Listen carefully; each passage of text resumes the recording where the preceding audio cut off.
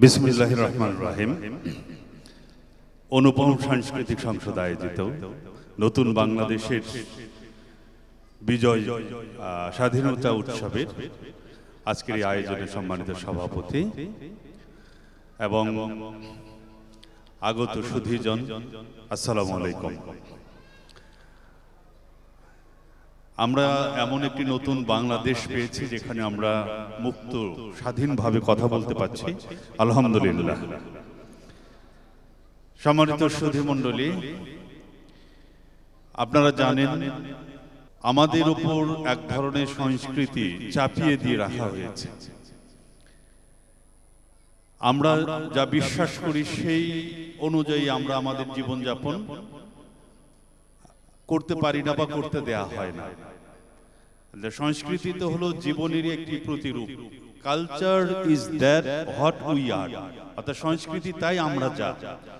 আমরা বিশ্বাস করি আমাদের আল্লাহকে, আমরা বিশ্বাস করি একটি সুন্দর অশ্লীলতা মুক্ত একটি জীবন।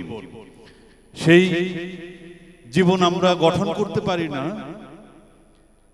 কতিপয় যারা বিগত দিনে এই বাংলাদেশকে শাসন করেছে তাদের দ্বারা এই বিষয়গুলোকে সুন্দর, যা কিছু সুন্দর তাকে অবদমিত করে রাখা হয়েছিল।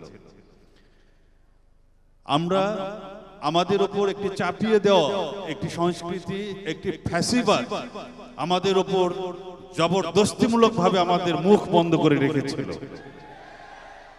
এই ফ্যাসিবাদের পতন হয়েছে, কোনো কিছুই আরোপিত কোনো কিছু টিকে নাই পৃথিবীতে। বন্ধুরা আমার, আপনারা জানেন আজকে যারা এই মহান স্বাধীনতা, দ্বিতীয় স্বাধীনতার নায়ক, যারা প্রাণ দিয়েছে, রক্ত দিয়েছে, তাদের বয়স 20 বছরের নিচে, 20-এর মধ্যেই বেশি।